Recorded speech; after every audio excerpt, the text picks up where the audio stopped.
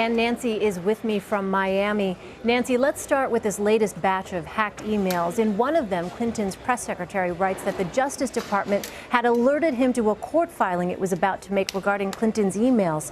What's been the campaign's response? Well, they were accused all day by Donald Trump and everyone on down of colluding with the Justice Department, which is where Brian Fallon, the press secretary, worked before he joined the Clinton campaign. He and other campaign aides pushed back very vigorously. They say this is information that was publicly available. So, yes, he got a heads up, but he could have just as easily found it out in any number of ways. Are these emails likely to have any impact on support for Clinton?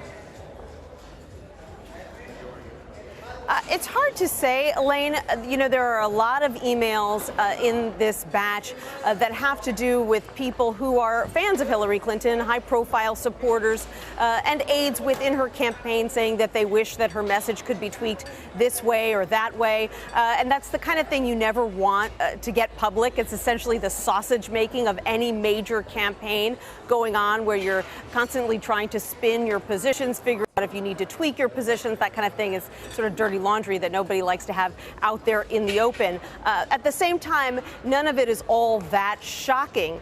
You know, when you hear the CEO of Starbucks say privately that he's concerned that Clinton sounds too scripted, too old-fashioned, you know, that's something a lot of people were saying publicly around the same time, urging her to speak more extemporaneously, urging her to talk more affirmatively about her vision instead of just going through a laundry list of points. Some of those suggestions, by the way, have been taken into account, and you hear Hillary Clinton a lot of the time now speaking without a script, speaking without a teleprompter. She's gotten much more comfortable over the past year and a half, but, you know, there aren't any major bombshells in these emails so far, but we don't know what's coming out next.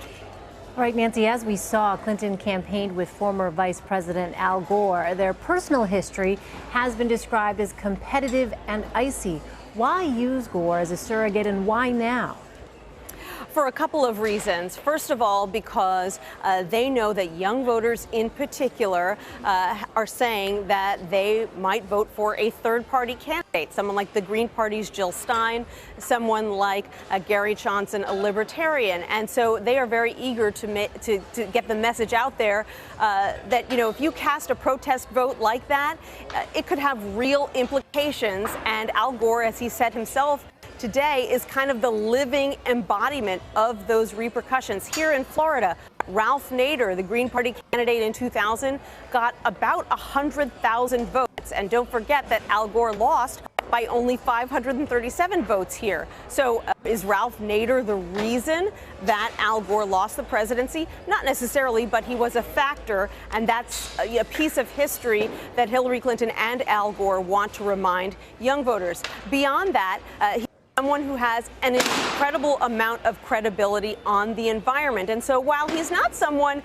who's necessarily incredibly well known among millennials, he even said today, look, a lot of you probably don't remember the vote in 2000. He is someone who's known for caring about the environment. And in a lot of polls, young people say that the environment is their #1 issue. All right, Nancy Cordes on the campaign trail. Nancy, thank you.